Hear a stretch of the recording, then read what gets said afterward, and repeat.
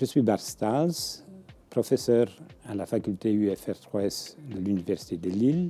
Je suis également directeur de l'unité mixte de recherche 10-11 qui travaille sur les maladies cardio-métaboliques, diabète et obésité. Mon parcours a commencé il y a presque 40 ans avec une thèse de doctorat que j'ai effectuée en pharmacie parce que j'étais particulièrement intéressé par la pharmacologie, les médicaments et surtout comment les médicaments fonctionnent et agissent. Donc, suite à ces études, j'ai pris la décision de faire une spécialisation, un certificat en biotechnologie, technologie à la pointe à cette période-là, qui m'a permis de me lancer dans la pharmacologie moléculaire. Ensuite, mon parcours était assez classique. J'ai effectué des études postdoctorales à San Francisco aux États-Unis, à Paris dans l'industrie. Ça m'a permis de connaître l'industrie. Je travaillais un moment avec Ron Pullenkrorer à l'époque. Et ensuite, je suis arrivé ici à Lille, à l'Institut Pasteur de Lille, où j'ai pu postuler via les concours classiques pour obtenir un premier poste au CNRS. Ensuite, je suis devenu professeur à la faculté de pharmacie. En réalité, je dois vous donner deux exemples, si vous me permettez. Le premier exemple est un projet translationnel où nous sommes allés de la recherche fondamentale à la paillasse en utilisant des modèles précliniques jusqu'à la clinique. En effet, nous avons pu montrer que l'horloge moléculaire qui dirige les rythmes circadiens chez l'homme, mais chez presque toutes les espèces connues, cette horloge impacte sur les risques des maladies cardiovasculaires. Et en appliquant une recherche très translationnelle, nous avons pu arriver à montrer en clinique, en collaboration avec le service de cardiologie de l'hôpital de Lille, que le moment de la journée qu'on effectue une intervention chirurgicale a un impact sur la réussite de l'opération et les complications qui peuvent suivre suite à ce genre d'intervention de chirurgie cardiaque.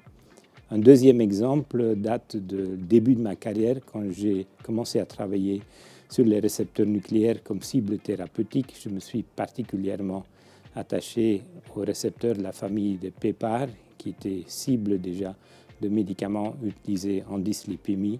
Et grâce à cette recherche, à la fin des années 90, nous avons pu créer un start-up à Lille qui s'appelle GenFit et je suis un cofondateur de cette start-up.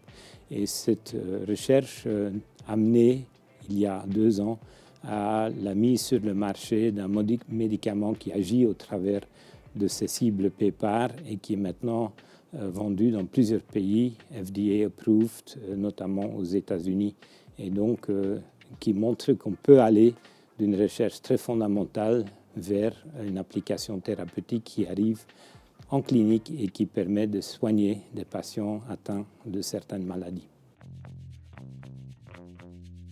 La diversité, la recherche amène à chaque jour quelque chose de neuf, de différent. C'est absolument passionnant de pouvoir le faire. Et c'est ce côté diversité, aussi au niveau interaction avec les collègues. La recherche est un des seuls métiers qui est absolument international. On parle le même langage partout dans le monde quand on parle de la recherche. On peut communiquer avec des chercheurs en Asie, aux États-Unis, en Europe et tout de suite être sur la même longueur d'onde. C'est extrêmement passionnant et enrichissant. À ce jour, je suis déjà dans un stade évolué de ma carrière. Donc aujourd'hui, je ne pratique plus la recherche active dans un laboratoire. Pour ça, j'ai des jeunes collègues, des étudiants en thèse, des étudiants postdoctorants, des collègues scientifiques qui viennent d'un peu partout.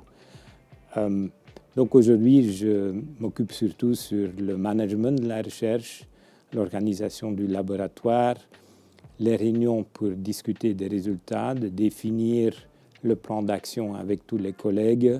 C'est le côté très positif de la recherche. Malheureusement, il y a de plus en plus de bureaucratie dans la recherche aussi, et une grande partie de mes journées est également utilisée pour répondre à ces demandes qui ne sont pas forcément toujours très scientifiquement orientées. Donc l'outil principal au début de ma carrière, c'était la paillasse, le laboratoire, les machines qu'on peut utiliser pour répondre à la question scientifique. Avec l'évolution de la carrière, l'outil est plutôt ce que vous voyez là, c'est le bureau, c'est l'informatique, surtout depuis les années 2000 où tout a été rapidement informatisé. Et donc aujourd'hui, mon outil est plutôt mon ordinateur, l'interaction que je fais, les outils que j'utilise pour faire les interactions, et puis également tout ce qu'on a besoin pour évaluer la recherche qui est faite, écrire des articles, écrire des demandes de financement, etc. Ça, c'est une question très difficile parce qu'on n'a pas l'habitude de se auto-évaluer. On est déjà super évalué par toutes les instances publiques, que ce soit en France, en Europe, voire en dehors. Mais je pense que un point de reconnaissance indéniable, c'est quand on voit que ces articles sont cités.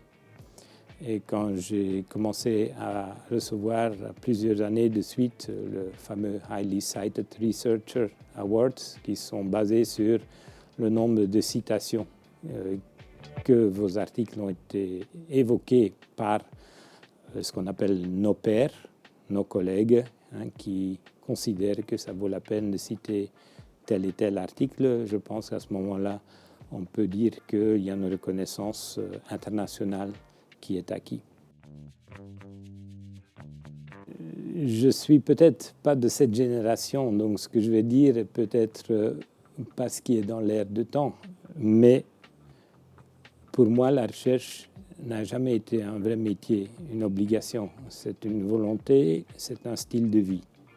Si on n'a pas l'envie d'avoir ce genre de vie, c'est très difficile d'être chercheur parce qu'il faut investir énormément d'énergie. On peut avoir des idées pendant des heures de travail, mais on peut avoir une bonne idée quand on est sous une douche. Donc il faut à tout moment les noter, les catégoriser quelque part et ensuite les utiliser. Donc c'est surtout un style de vie, ce n'est pas un travail de 9 à 5. Donc il faudra s'y mettre avec beaucoup de passion, évidemment avec beaucoup de maîtrise aussi. Et ça, c'est le message le plus important. Parce que chaque jour est une nouvelle découverte, un apprentissage, une surprise, une solution.